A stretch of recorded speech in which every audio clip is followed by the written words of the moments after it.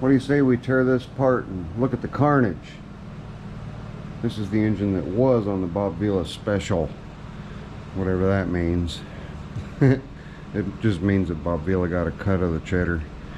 I'll put you guys on time lapse and commence to yanking a bunch of parts off.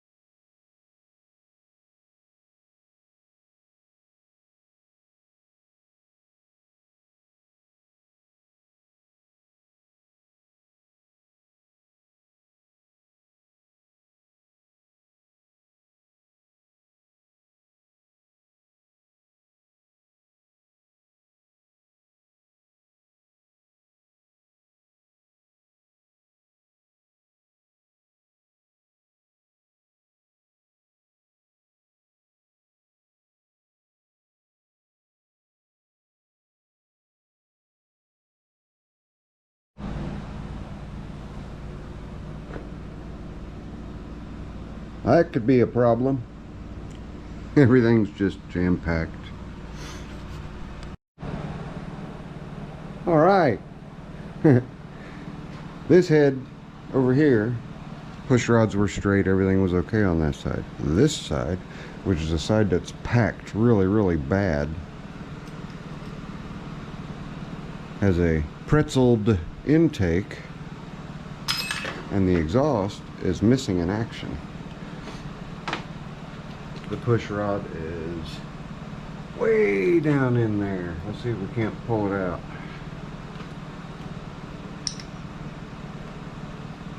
Nope, he's wedged. So as soon as we get the head off, we'll be able to get that push rod out. So I'm going to leave the camera roll now. And all we're doing is taking out all the head bolts, which should be 1/2 inch.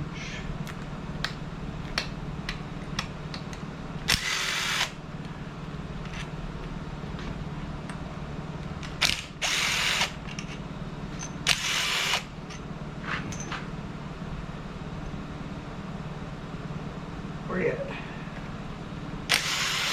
Can't see through all the grease and grime.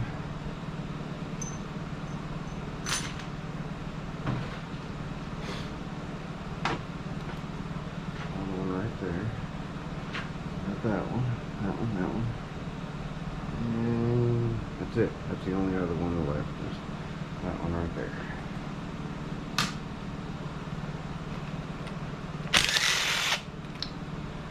There we go. Now I can tell you right now, on the head we've got a slip valve guide. That's what causes that crash. So I will try to show you that slipped valve guide, but give me just a minute to pop the valve springs out. Okay, just grab a few washers so that you have a stack, and you want to set the valve on the washers.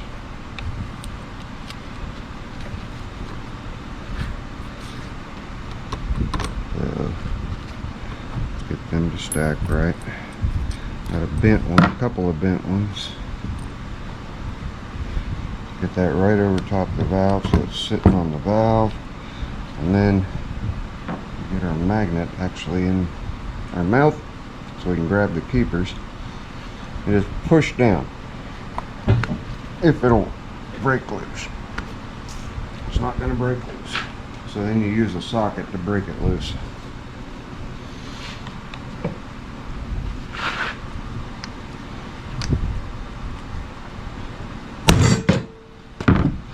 Once it's broke loose like that, then you can come back in and grab it out of there. About sprung up right in my face.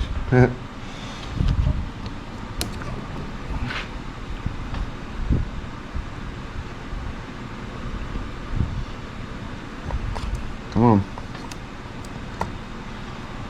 There we go. Got the 2 keepers out. You can pull your spring off. Woo! Yeah, that valve guide's way up there. Let's get this one broke loose. Same thing, just put a couple of washers up underneath of it. That just keeps you from having to move it a ton to get the keepers loose. See, that's typically what happens, is when you whack it like that, the keepers will just come right on out. Pull that out, and you guys will be able to definitely be able to see where our valve keeper is way too high. It pushed way out of there. That's the exhaust valve. That should be down level with the intake side. So, and what causes that? Well, you can see this head is jam-packed. This is an airway.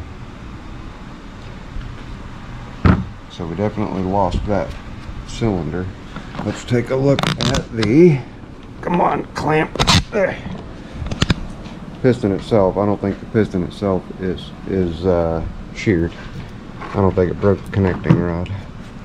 But the engine's toast. I'm just dropping the flywheel back in place so that I can turn the engine over a little more easily. Okay. Yeah. And our push rod is still wedged down in there. I don't know if I can get a hold of it or not. We'll try. Let's see. But that's what happens when you don't maintain the engine. And I'm sure, very sure, that here, you guys sit right there for just a second. Look at the ceiling. There we go. Yeah, I don't think that's going to work. No need to take the other head off. The other cylinder is okay. It just had a blown head gasket, a badly blown head gasket, and that's as far as I'm going to take it apart. But still has value. There's still a little bit of value here. I do have a known good stator, so I've got that. I have a known good starter because it was turning it over. I have known good coils because the engine was running, and was running, not anymore. And then the intake manifold and carburetor, because it ran and it throttled up and throttled down before it let go altogether.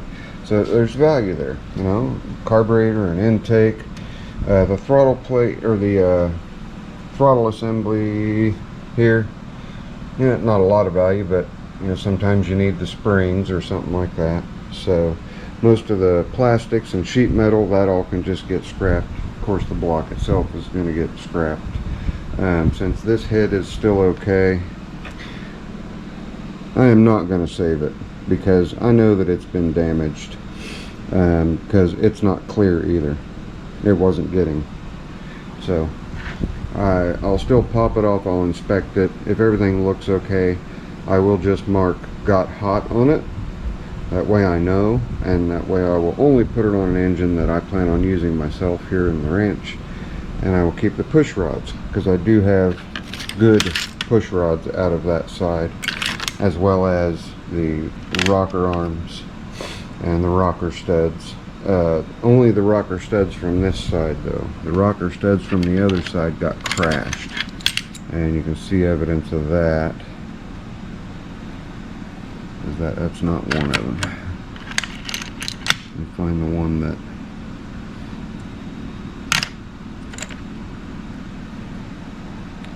there was one rocker arm that definitely was not happy.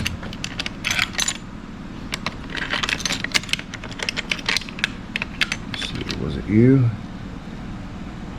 Oh, I'll show you on the head, on the perch. This perch right here got hammered. If you can see the X that's on there, well, the X on this one is really faint. That's because it just got hammered so hard when that valve guide decided to run amok. So there we go.